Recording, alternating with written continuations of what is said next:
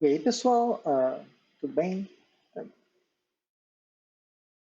Se não tiver, né? Que diferença faz? Não tem como saber. Mas espero que seja. Playlist nova. E essa playlist, a princípio, ela não tem nenhum tipo de obrigação de se manter fiel às coisas que eu escrevo. A ideia dela é falar sobre coisas que eu acho legal. São coisas, então são legais. Eu tinha ideia de fazer um negócio assim antes de ter emprego, inclusive. Porque, né? Quando a pessoa não tem emprego, ela faz o quê?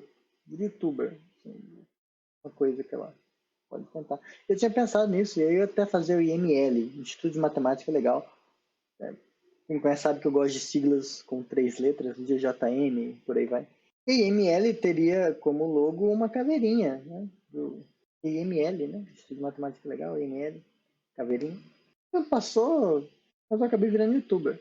Então, por que não reviver essa ideia, né? Então, começa essa playlist, IML, e nessa eu vou falar sobre jeito diferente de abordar integral de Riemann sem ser pelo cânone do Elon. Tá?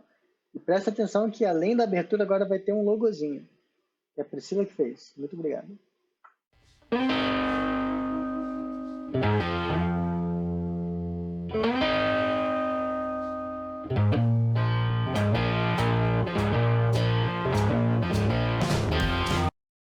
Bom, pessoal, então só recordando, para meio que dizer onde a gente vai chegar, né?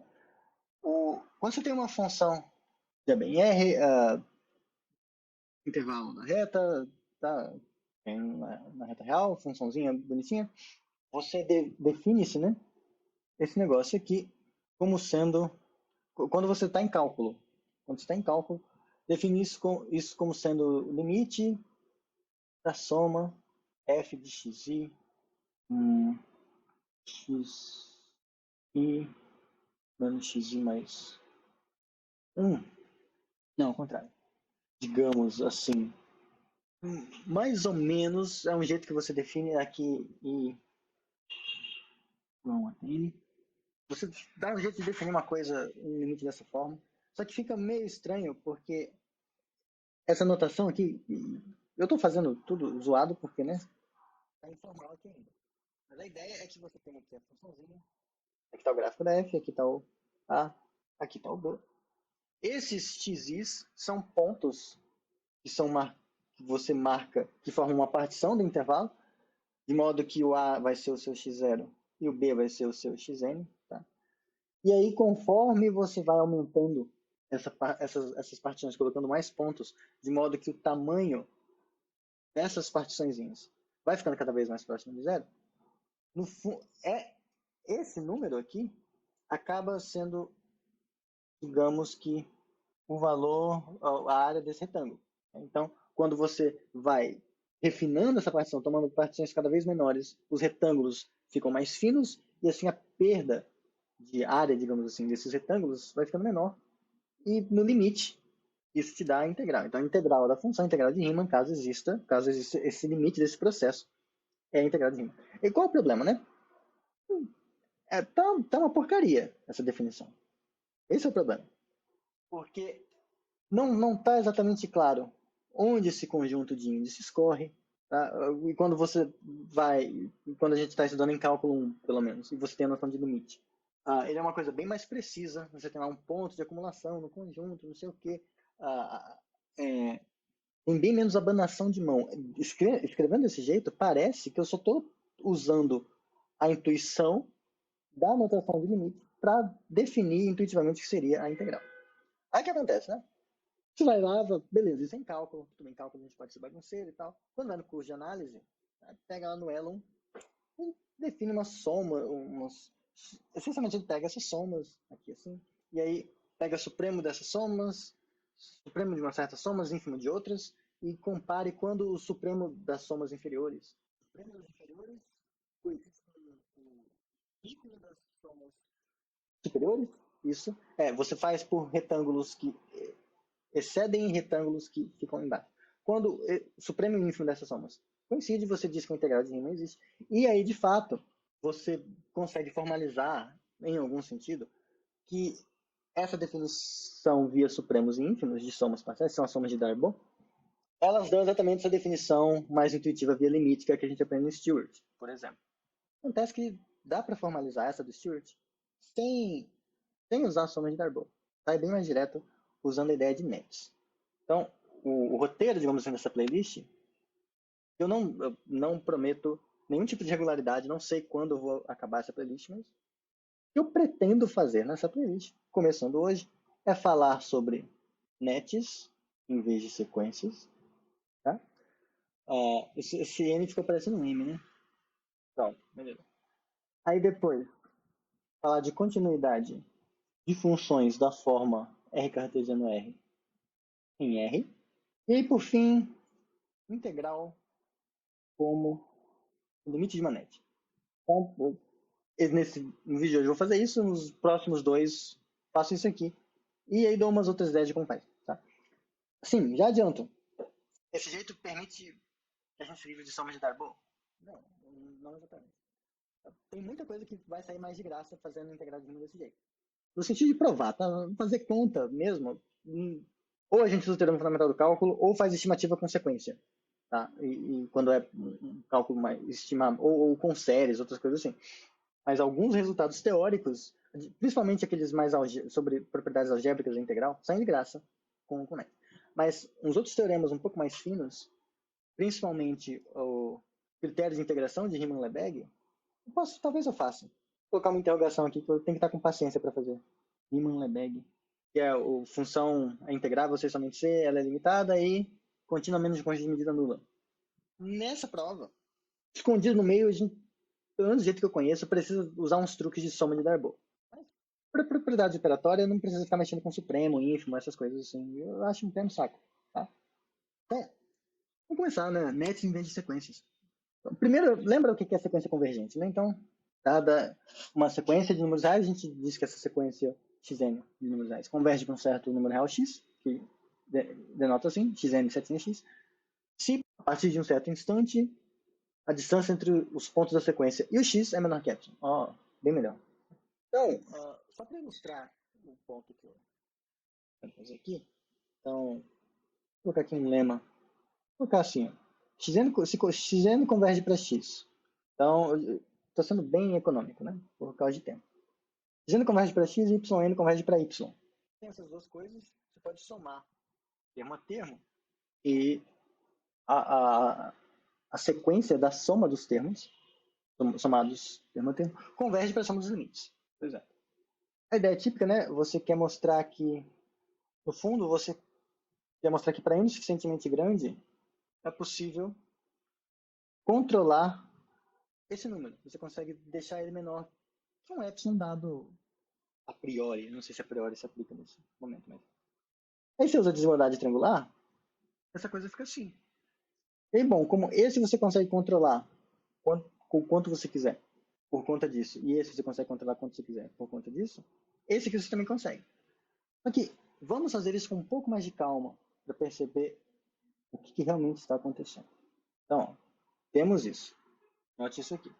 Agora, fixado epsilon maior que zero, a gente sabe que existem n0 e n1 pertencentes aos naturais, tais que, vou diminuir isso aqui um pouquinho, tais que se você tem n maior ou igual que n0, então xn menos x em módulo, isso é menor do que epsilon sobre 2. E se você pega n maior ou igual que n1, então yn menos y, o módulo, valor absoluto, menor que epsilon sobre 2. Agora, vem um pulo do gato. Sei que vocês sabem exatamente o que fazer, mas talvez por já saberem o que fazer, não perceberam o quão sutil e qual a relevância de você tomar os naturais para fazer essa conversa toda.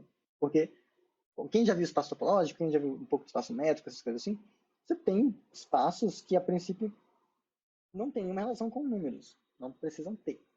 Então, funções entre conjuntos e coisas assim, não há porque dentro desses espaços haver uma cópia de números naturais lá dentro. Então, de certa forma, é como se os naturais fossem um objeto estranho.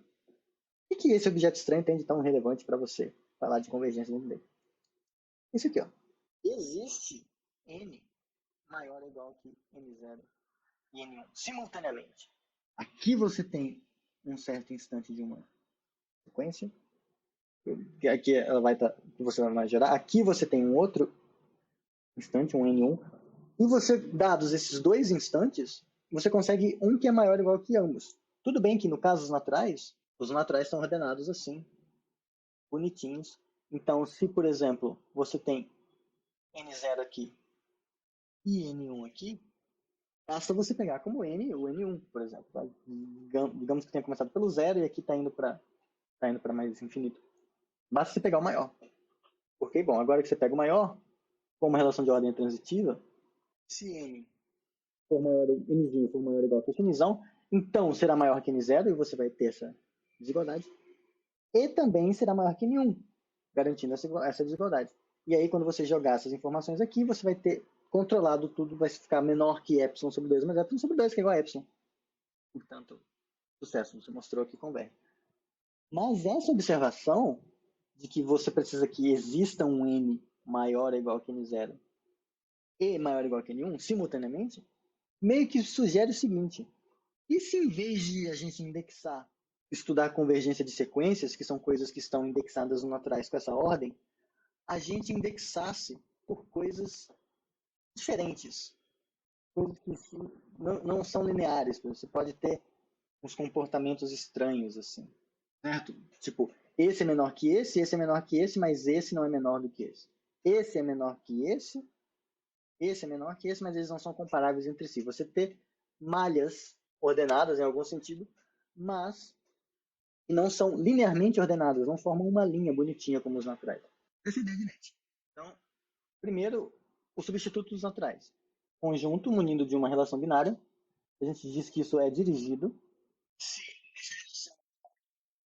ela é reflexiva, transitiva.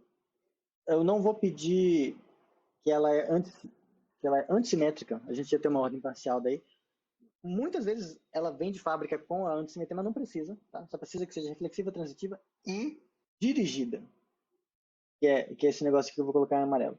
Para todo A e B pertencente a D, existe um Dzinho que majora os dois simultaneamente.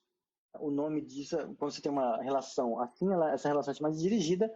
O conjunto D é dirigido quando ele tem uma relação reflexiva, transitiva e dirigida. Então, dirigida em relação à relação binária, em relação à relação. E o conjunto é dirigido quando ele tem uma relação binária, que é reflexiva, transitiva e dirigida. Claro que N é dirigido pela relação de menor ou igual usual. A relação de ordem usual dos naturais torna ele um conjunto dirigido, sem problema nenhum. Outro exemplo é sobre os naturais. Eu vou colocar assim, sem o zero. Considerem essa relação aqui, N. Isso aqui eu estou tentando fazer aquele precede, que é tipo um menor ou igual estilizado. Era para ser um negócio assim. Ó. Vamos fazer N menor ou igual. Mas aqui, lembra, não é esse menor ou igual, é outra relação. Tá? Sem somente ser o N divide o M, no sentido algébrico da coisa. Tá? Então, existe um natural tal que o M é igual a esse natural vezes o N. Tá? Essa relação é dirigida. Tá? Isso aqui torna esse conjunto um conjunto dirigido. É tranquilo. Pelos cascazinhos, é reflexivo, transitivo. E esse dirigido aqui é só você pegar o produto dos caras e o produto dos caras vai ser maior porque os caras que estão no produto dividem o produto. Então é claro que o produto vai ser maior nessa ordem. E assim, eu criei mais lousa do que eu precisava, cara. Quando você faz o esqueminha e vai escrevendo algo como escrever isso para denotar que o n divide o m, ou seja, o n é menor ou igual a m, nessa ordem, você fazer o menorzinho diferente. Pronto. Você representa graficamente assim, o gráfico que você vai ter dos naturais, digamos assim, o grafo, né? O grafo de Hasse, o nome desse negócio. Dos naturais com essa relação binária é esse negócio aqui. Então veja, o 1 divide 2, 2 divide 4, 4 divide 8, então está fazendo esse negócio. 4 divide 12, 2 divide 6, mas 2 não divide 3, 3 não divide 2. Então, eles são incomparáveis. Você ramificou. Então, você tem aí um tipo de diferença de ordem. Mas, não importa quais dois você pegue, tem alguém que está depois de ambos. Então, Por mais que a coisa bifurque, tem alguém lá na frente que fala, não, beleza. Em algum sentido, dá um jeito de tornar compatível. Em algum sentido. Aí, agora que a gente já sabe o que é um conjunto dirigido, uma net em R é uma função. É para tentar ser um eta, mas. Pode falar o que você quiser, pode ser um N doido. Sabe? Essa coisa aqui, uma função, sai desse D estranho em R, onde E é um conjunto dirigido. Então é claro que sequências que a gente já está acostumado, sequências são nets. Sequências são nets. Mas você agora tem outras coisas. Você, por exemplo, ó, olha aqui assim, ó. Seja a contida em R, um subconjunto, e A pertencente a R, ponto, acumulação de A. Então, todo intervalo aberto que contém o pontinho A intercepta alguém desse azão que não é o azinho. Vai ser a ponto de acumulação. Agora, feito isso, define isso aqui, ó. D como sendo A menos A. Tudo bem, o Azinho pode não pertencer ao A, esse D é o próprio A mesmo, não tem problema. E passa para XY pertencentes a D, vamos escrever isso aqui, ó. X menor ou igual que Y, definir uma ordem, sem somente ser a distância do Y até o A é menor ou igual que a distância do X até o A. Então, de certa forma, nessa ordem, quanto mais próximo do A você está, mais perto do infinito da convergência em algum sentido você está. Beleza? Bem, né? Bom, agora a gente pode definir, dada uma função f já em R, dada não, né? Uma função f já em R pode ser interpretada, pensada como uma net. Você tomando a restrição a esse D vai aqui, porque esse D, essa relação aqui binária é uma relação dirigida. É reflexiva, claramente transitiva. E se você pega dois pontos do A, você consegue que não são azinho, né? Dois pontos do B, você consegue um terceiro ponto cuja distância é menor que ambos, né? Porque o que eu estou fazendo, né? Ó, dados x e y pertencentes a D, a gente pode fazer isso aqui, chame R igual ao menor número entre x menos a e y menos a. Agora, como A é de acumulação, existe um terceiro ponto, existe um Z, que não é o A, porque é de acumulação, tal que a distância do X até do Z até esse A é menor estritamente que o R. Então, ponto de acumulação. Bom, mas esse R é menor ou igual que essas coisas. Mas pela definição da ordem que a gente colocou, isso, relembrando, o cara é menor ou igual que o outro quando a distância do outro é menor ou igual que o do 1. Então aqui, ó, quem está desse lado são esses. Então o que a gente fez é que a gente encontrou um Z que é maior ou igual que esses dois nessa relação de ordem. Então é uma relação de ordem, é uma relação dirigida. Nota que nesse caso ela não precisa ser, essa relação ela não precisa ser antissimétrica, né? Você pode ter pontos equidistantes e distintos. Outro exemplo, você pode ter, por exemplo, uma sequência saindo desse cara com essa ordem. E você fala, ué, Renan, mas eu só estou mudando os índices. Eu não mudei o que é a função. Né? Se eu, né, por exemplo, você considera isso aqui, xn igual a menos 1 elevado a n, você pode considerar esse n indexados naturais maiores que zero, tanto com a ordem usual, quanto com a ordem da divisão que eu coloquei ali. De fato, enquanto sequências, enquanto funções, elas são idênticas. Concordo com vocês. O que isso vai mudar é na definição de convergência. Porque agora, uma net. Eu vou escrever assim, ó, xdzinho com dzinho pertencente a D, onde D é o conjunto dirigido, tá? Então, em vez de escrever, pensa que isso aqui é uma função que está pegando o dzinho e está mandando no xdzinho. Assim como uma sequência xn é, no fundo, uma função que sai dos naturais e chega em R e pega o nzinho e manda no xnzinho. Tá? Nesse sentido. Bom, então, uma net em R converge para um certo x se para todo epsilon maior que zero existir um dzinho pertencente ao D, um D', tal que se você tiver D maior ou igual nessa ordem, na ordem do conjunto dirigido, esse D', então xd menos x o valor absoluto dessa diferença é menor que epsilon. Então, é a mesma definição da convergência de sequências. Mas aqui, a gente está permitindo que a ordem do conjunto de índices mude. Então, para exemplificar para vocês como essa coisa é estranha, a gente tem menos 1 elevado a n, a sequenciazinha, que fica alternando entre menos 1 e 1, menos 1 e 1, menos 1 e 1, ela não converge para x. Seja lá qual seja o ponto, para qualquer pontinho x que você pegar. Quando você está pensando como sequência, ou seja, os naturais com a relação de ordem usual, até vou colocar aqui para o zero, só para ficar a mesma coisa. Não converge. Mas, isso vocês já sabem, estão cansados de saber disso. Quando a gente faz os naturais com aquela relação binária da divisão, que é uma relação de ordem, esse negócio aqui converge para 1. Quando você coloca a relação da divisão. Vou colocar assim. É diferente, né? É diferente disso. É a relação de divisão. Como eu sei disso? É o seguinte, né? Dado epsilon maior que zero, você quer encontrar um n a partir do qual todos os termos da sequência vão distar menos a distância dos termos subsequentes da sequência. Para o 1 vai ser menor que esse epsilon. Mas nota que se você pega esse n que a gente quer encontrar igual a 2, se você pegar m maior ou igual que 2 nessa ordem, isso significa você dizer que então, quando você fizer menos 1 elevado a 1, isso aqui vai dar 1. Então, quando você fizer a diferença entre o menos 1 elevado a m e 1, em módulo, isso aqui vai dar 0 e é menor, e esse 0 é menor que epsilon. Então, converge. No fundo, o que a gente fez foi que desse pedaço em diante todo mundo tá indo. E isso bastou para a definição de convergência. Outro exemplo. É uma coisa legal, uma aplicaçãozinha, assim, só para ver como esses limites generalizam essas coisas. Nota que, lembra que a gente tinha falado agorinha de um exemplo de você pegar um A, ponto de acumulação de um azão, pega uma função que sai desse azão em R e transforma em uma net?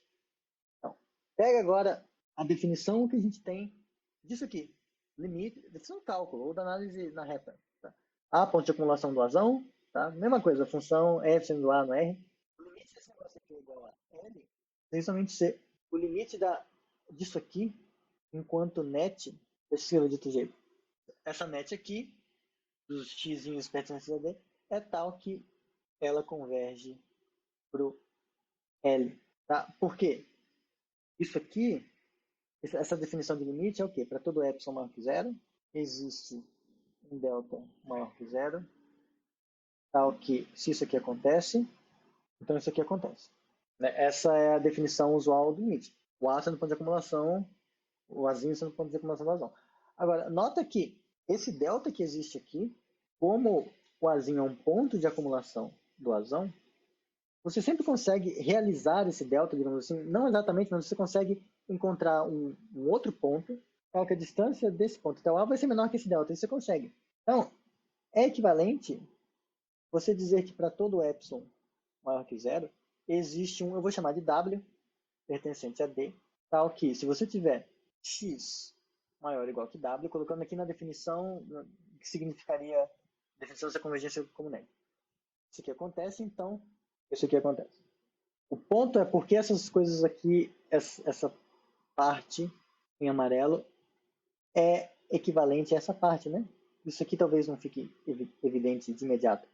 O que também é que se você tem o delta que faz isso para esse epsilon, então você consegue um W, mesmo argumento que a gente usou agora, tal que W menos A é menor que delta.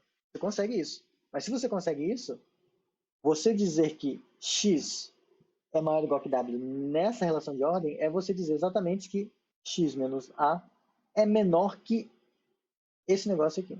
Mas isso já era menor que delta. Então você vai ter essa implicação. Essa desigualdade segue porque a gente está pegando pontos todos distintos do Azinho. O Dzão, esse D aqui, a gente excluiu o Azinho. E analogamente, se você tem isso aqui acontecendo, de novo, o significado dessa relação binária dá para a gente exatamente o delta. Então vejam, nets se generalizam ao mesmo tempo limite de sequência e limite de função. Tá? Mas Isso é só uma curiosidade. Eu quero usar isso depois em outro vídeo. É para falar de integral como limite de uma net. E foi só um exemplo lúdico. Bom, agora, se a gente pegar todos aqueles teoreminhas de convergência de sequência, tipo esse aqui, e a gente refazer eles todos usando a definição de convergência de net em vez de convergência de sequência, sai tudo. Todos saem de graça. Mas muitos saem ainda mais de graça. Por exemplo, esse aqui, que eu fiz como ilustração, eu não precisava ter feito, porque ele vai sair da nossa discussão sobre continuidade. Vai sair da discussão sobre isso. Mas tem algumas coisinhas que valem a pena observar. Eu vou destacar aqui, colocar como lema. Mas assim, as provas são essencialmente as mesmas que a gente faria no caso de sequências. Um aqui, de xd converge para x. E aqui, né, eu estou escrevendo assim, eu não coloquei aqui, né, notação xd setinha x. Então, fica implícito pelo contexto que você tem um conjunto dirigido ao qual xdzinho pertence e tem a ordem dele envolvida. Isso tudo importa. Se xd converge para x e yd e xd converge para y, então x igual a y. A prova é a mesma que você faria para usando sequências. Em particular, um adendo. Na minha playlist de topologia geral, eu já devo ter abordado isso, mas aqui, nets, elas funcionam bem em espaços topológicos quaisquer. Então, esse tipo de coisa de se converge para um certo ponto, então esse ponto para o qual converge é único, não pode convergir para dois. Isso acontece na reta, porque a reta é um espaço de Hausdorff. Não tem nada mais especial na reta que garanta isso. O fato da reta ser um espaço de Hausdorff garante isso. E se você está no espaço de Hausdorff qualquer, isso vai acontecer por causa disso. Mas se você está no espaço onde isso acontece, para nets quaisquer, então é espaço de Hausdorff. Seria falsa a afirmação se estivesse usando só sequências. Tá? Então, é um aparato mais fino, nets. Ele funciona em ambientes mais gerais. Para a gente só quer usar isso para tirar umas coisas de integração de graça. O outro lema, que a demonstração também é a mesma que você faria com sequências, por isso não vou fazer, mas é que se você tem xd convergindo para x, yd convergindo para y, com xd menor ou igual yd, para todo d no conjunto dirigido implícito no contexto, tá? Então, isso aqui, só para frisar, isso aqui é em R, tá? Então, se os pontinhos das duas sequências correspondentes, né, que o conjunto dirigido é o mesmo, tá? Então, você tem um conjunto dirigido, duas nets, usando esse mesmo conjunto dirigido, uma converge para um ponto, outra converge para outro. E cada um dos pontos correspondentes a cada um dos elementos do conjunto dirigido, você tem essa relação. Se isso aqui acontece, então x é menor ou igual que y. A convergência é monótona. O último, ele é só um pouquinho mais estranho, mas não é completamente horrível. É que uma net converge em R. Isso vai ser importante no futuro. Se e somente se ela é de Cauchy. O que seria uma net de Cauchy? É a mesma definição de uma sequência de Cauchy, só que você troca os índices dos naturais, pegando o índice do conjunto dirigido, a mesma coisa. A prova desse é só um pouquinho mais enrugada, porque ela é um pouco construtiva. É claro que aqui eu quero usar o ponto de uma reta. Na reta a gente sabe que uma frequência converge, se e somente se ela é de Cauchy. Isso a gente usa. Tá usando aqui que é um espaço métrico completo, para quem já ouviu o termo. Mas a ideia é que se você tem uma net que converge, ela vai ser de Cauchy. Isso você vai provar do mesmo jeito que você provaria com uma sequência que converge de Cauchy. Para a volta, que é a parte um pouco mais enrugada, você pega uma net de Cauchy e você quer mostrar que ela é convergente. Para isso, o que você vai fazer é eu acho que parece um pouco algumas provas que a gente vê em contexto de análise, mas você monta uma sequenciazinha, vai montar uma sequência de fato, usando o fato de que essa net de Cauchy vai montar uma sequência que vai convergir, e aí usando a convergência dessa sequência, você vai garantir que a net converge. Então, ó, mais ou menos assim. Para todo N natural, existe um certo índice dn no seu conjunto de índices, tal que sempre que você pega alfa e beta maiores ou iguais que esse índice, isso implica que o alfaésimo x menos o betaésimo x da net, que eu estou supondo que é de Cauchy, vai ser menor que 1 sobre 2 elevado a n, por exemplo. E, bom, como o conjunto é dirigido, esses n's podem estar todos soltos, mas se a gente vai fazendo recursivamente, a gente pega, imagina, a gente começa com o d0, e aí faz isso para 1 sobre 2 elevado a 0, que é igual a 1. Na hora que a gente toma o d1, a princípio, o critério de Cauchy nos dá um d1 que vai satisfazer essa coisa aqui, por 1 sobre 2, mas a gente pode pegar um d1', que é simultaneamente maior que o d1 e o d0, de modo que isso aqui aconteça. O d1 que você pegou é maior ou igual que esse d0. Você pode fazer isso. E aí no próximo, o d2 que você pega, referente ao 1 sobre 4, vai ser... Pera, eu fiz ao contrário.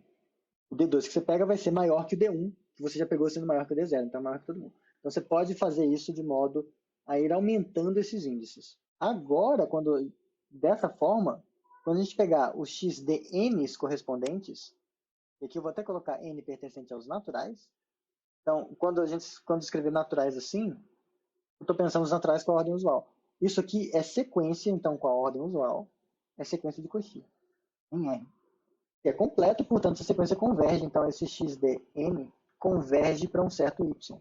Aí, agora, a gente só precisa trabalhar usando o critério de Cauchy da net e o fato de que essa aqui converge para a gente controlar a coisa. A desigualdade, digamos assim, fundamental, obtém de você pegar. Né, que a gente vai usar isso para mostrar que a net original converge. Então, a gente quer controlar o xd menos e converge para esse y. Isso aqui a gente vai quebrar assim. O que eu estou querendo dizer com isso? A gente sabe, eu vou acabar resolvendo esse negócio. Fixa um epsilon maior que zero. Para esse epsilon maior que zero, como reperque mediano, você tem lá, existe algum n, tal que 1 sobre 2 a n é menor que epsilon. Tá? Então, pegou esse n aqui, o modo como a gente escolheu esses dj's garante pra gente que, se você pegar d maior ou igual que esse dj, então, essa diferença aqui é menor que 1 sobre 2 a n. Falta controlar essa aqui. Porém, a gente sabe que o xdn converge para o y. Então, se eu pego um n grande o suficiente, e aí a gente pode pegar um n grande o suficiente de modo que isso aqui fique pequeno e tal que isso aqui fique pequeno. E aí a gente tem essas duas coisas. E aí, esse aqui vai controlar isso aqui de modo que fique muito pequeno, aí vai dar menor que epsilon. Então, eu não vou dar os detalhes porque a ideia é só dar as ideias. A ideia é só dar as ideias. O arte está acabando comigo. Mas enfim, notem que no fundo não é muito diferente do que a gente já faz com sequências. Em particular, esse leminha só vai ser importante quando for falar do tá? Essas outras partes aqui vão sair tranquilamente e nos próximos vídeos. Mas por enquanto eu só queria dar uma acostumada com a ideia de net, tá? E mostrar para vocês que elas são tão boas quanto sequências. Belezinha? Então é isso. Até qualquer dia, pessoal. Falou.